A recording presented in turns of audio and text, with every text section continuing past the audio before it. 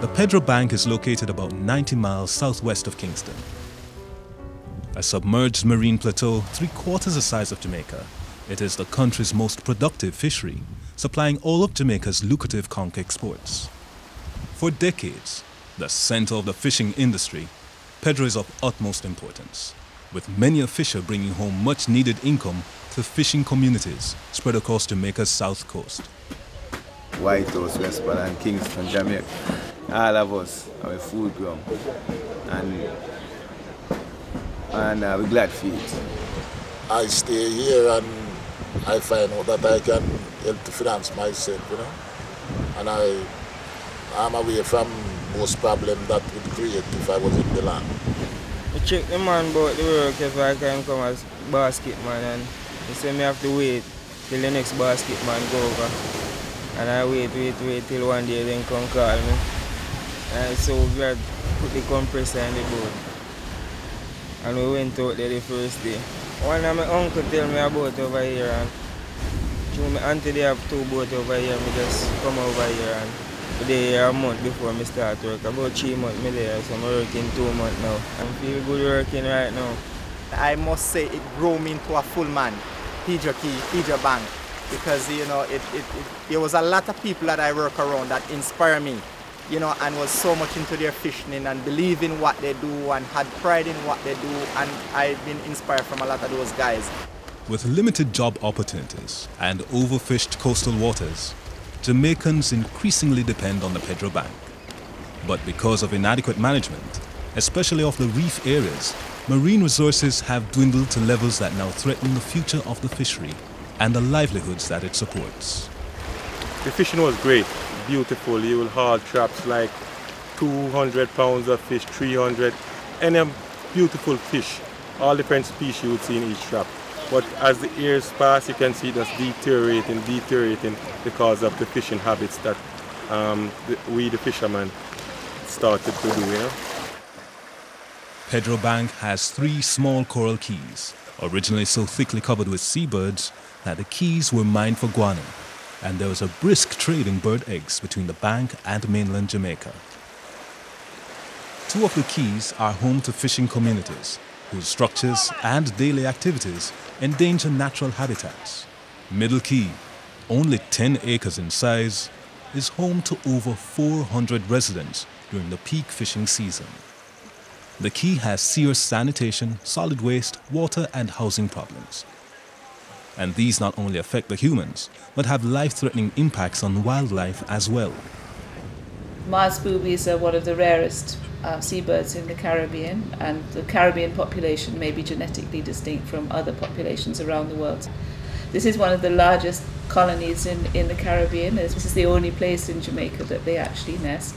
Eggs on Middle Key, about 38% produce chicks, whereas on Bird Key, 100% produce chicks. So there's a big differential in survival. I'd really want to see part of the area that was previously nesting habitat cleared of garbage, some system put in place to manage the garbage properly. It basically affects the conservation work that we do. I mean, we're here to protect the environment. The TNC sees itself as having a responsibility to do something about it.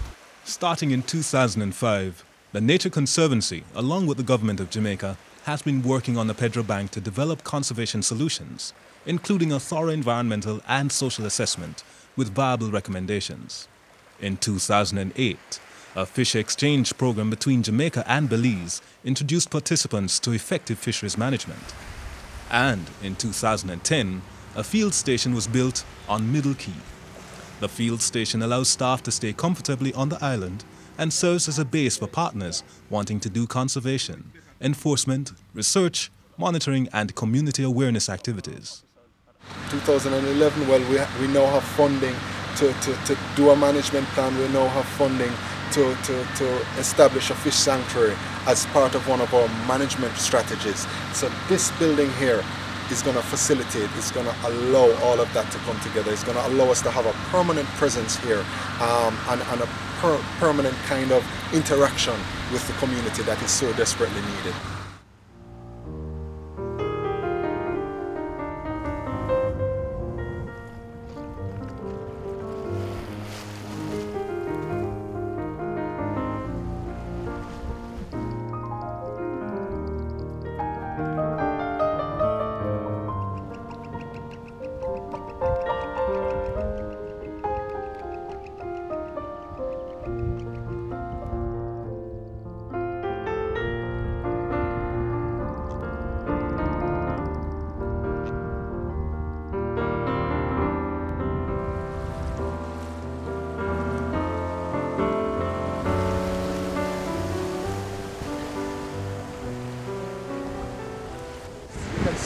turtle has dug out, possibly looking for the ideal spot to lay her eggs. So if we can protect this key, I think we'll be doing so much for the turtles.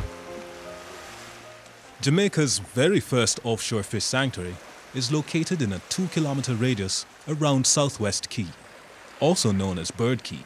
The area is of high ecological and economic value and was selected using fisher knowledge and scientific data. It's a no-fish zone. It's going to be off limits to fishers. No one is going to be allowed to come on the key unless it's for special circumstances such as research, conservation activities. I think it's a good idea. Like lock off certain place and nobody go fishing. Could be a fishing breeding ground. Because as I hear them talk, they're going to have a place over here where no fisherman going fishing. I think it's a good idea. It's a wise idea. Because I know say from now to maybe 3 or 4 years you will see the improvement. The ultimate goal will be to extend the boundaries of the sanctuary, perhaps even have small sanctuaries that are connected to this one in other areas. Ultimately, everybody is going to benefit. The fishers, the conservationists, the researchers, and so on. An integral part of protecting Pedro Bank is rebuilding connected South Coast fisheries. The Nature Conservancy has partnered with Bread's Treasure Beach Foundation, a community-based non-profit organization, to help administer the recently established Galleon Fish Sanctuary that stretches from Black River to Galleon Beach on the south coast of Jamaica.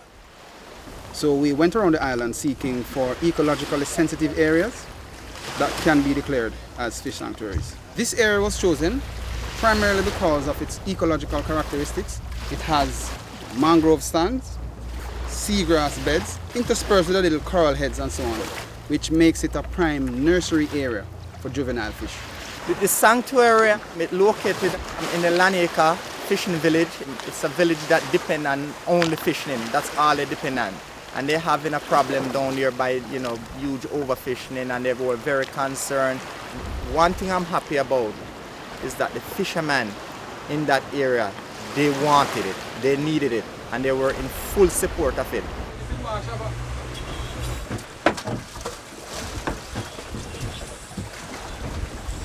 We're going to have to go out during the day and also in the night and see that no spear fishing, no pots, no nets, no nothing, no fishing of the salt is done there. You notice your marketplace now? Yes, sir, yes, sir. So everything good? Yes, sir. All right? Yes, sir. Yes, sir. No more fishing? Yes, sir. Okay. Well, at first, I think I would warn the fisher folks, but the next time I think I will call the Black River Marine Police. I'm one who really believes in preserving nature.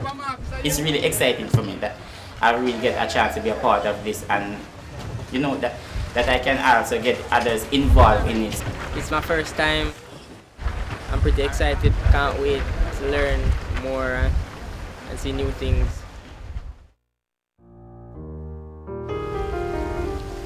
Through the support of our many partners, donors and friends, we've been able to lay the foundations for protecting Pedro.